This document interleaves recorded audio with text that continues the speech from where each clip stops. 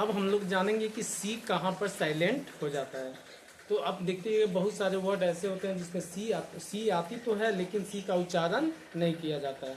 तो हमेशा याद रखिएगा कि सी मैंने अगर ई हो चाहे आई, ई या आई के पहले अगर सी आ जाए और एस के बाद सी आ जाए तो सी हमेशा साइलेंट होता है, उसका उच्चारण नहीं किया जाता है।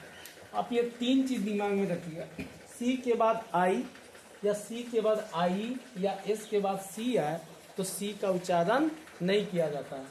जैसे कुछ एग्जाम्पल देखिए, यहाँ पर साइंस लिखा हुआ है, तो अगर हम इसको सही से पढ़ें, अगर जो लिखा हुआ है तो हम इसको पढ़ेंगे साइंस, लेकिन यहाँ पर सी का उच्चारण नहीं हो रहा है। क्यों? क्योंकि सी के बाद आई आती है, तो सी के बाद जब आई आएगी तो सी का उच्चारण नहीं होगा। फिर उसके बाद स्कीजर्स, इसको अगर हम ऐसे पढ़ते तो स्कीजर्स पढ़ते हैं, लेकिन इसको पढ़ा जाता है सीजर्स। क्यों? क्योंकि सी के बाद आई आया तो सी क्या हो गया? साइलेंट हो गया, तो इसीलिए इसको हम पढ़ते हैं सीजर्स। यहाँ पर डिसाइपल, तो यहाँ पर सी के बाद आई आया इसलिए यहाँ पर सी साइलेंट हो गया, इसलिए इसको डिसाइपल पढ़ते हैं, इसको डिसिपल्स नहीं पढ़ते हैं।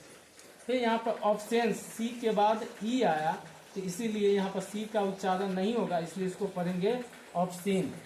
यहाँ पर डिसेंड है तो सी के बाद ई आया इसलिए सी गायब हो गया, तो इसलिए इसको पढ़ते हैं डिसेंड, यानी सी गायब हो जाती है। फिर उसके बाद यहाँ फैसिनेट में सी के बाद आई के आती, सी के बाद जब आई आता है तो सी क्या हो जाता है? साइलेंट हो जाता है, तो यह हो जाता है फैसिनेट। यानी तो आप एक छोटा सा दिमाग में रखिएगा हमेशा कि अगर सी के बाद आई आए, चाहे सी के बाद आई ई आए या एस के बाद सी आए, तो सी का उच्चारण नहीं किया जा सकता है। आप ऐसे ही अगर वीडियो आपको अच्छा लगे तो इसको फॉलो कीजिएगा, शेयर कीजिएगा, ताकि मेरा भी मनोबल बढ़ता रहे।